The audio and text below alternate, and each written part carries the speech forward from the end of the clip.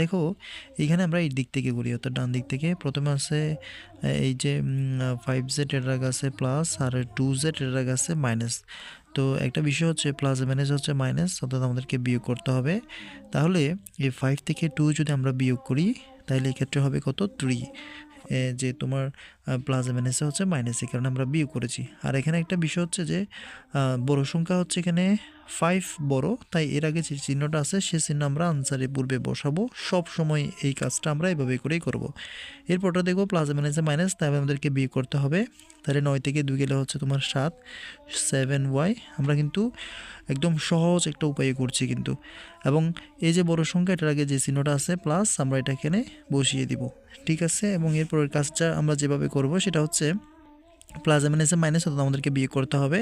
তাহলে হচ্ছে 5 থেকে যদি আমরা 3 বিয়োগ করি তাহলে হবে 2x।